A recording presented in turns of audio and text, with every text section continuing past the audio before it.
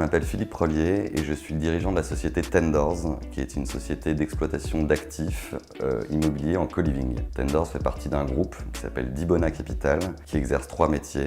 Le premier est celui d'acheter de l'immobilier, le deuxième est celui de le rénover et le troisième est celui de l'exploiter en co-living.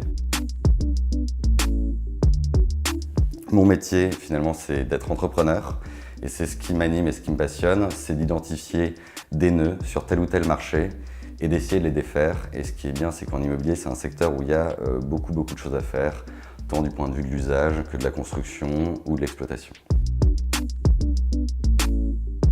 C'est une vaste question et je pense qu'elle trouve des éléments de réponse à travers 3 notions qui elles-mêmes découlent d'un concept général qui s'appelle la Smart City. La première notion, ce serait celle de la mobilité intelligente, c'est-à-dire cette réflexion qui répond à la question du maillage territorial des transports publics à travers une mobilité plus douce. La seconde notion, ce serait celle de l'autonomie énergétique qui pourrait permettre de participer à la production d'une énergie la plus décarbonée possible. Une autre notion de la ville de demain pourrait être celle de l'habitat intelligent, c'est-à-dire la manière dont la technologie peut aider à répondre aux nouvelles exigences environnementales.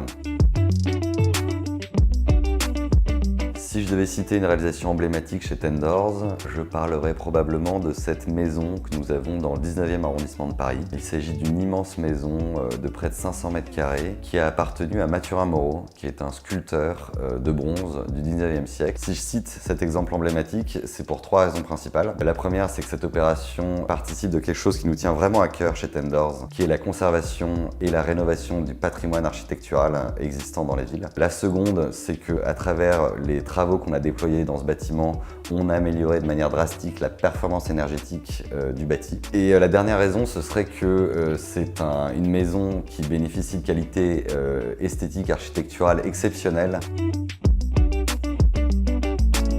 À notre échelle, on essaie d'agir à travers 3 axes principaux. Le premier axe, c'est évidemment celui de la rénovation, parce que rénover des bâtiments existants, ça permet de lutter contre l'étalement urbain. Évidemment, ces rénovations vont améliorer les performances énergétiques des bâtiments que nous rénovons. Il y a un aspect qui est aussi très important, qui est celui de la mutualisation des espaces et des services. Ça permet de faire bénéficier au plus grand nombre de prestations assez exceptionnelles. Et le dernier élément, je dirais que c'est celui de la communauté, parce que notre promesse, c'est aussi de faire des rencontres chez soi et donc de participer au développement du lien social à travers notamment l'organisation d'événements intra- ou inter-résidences.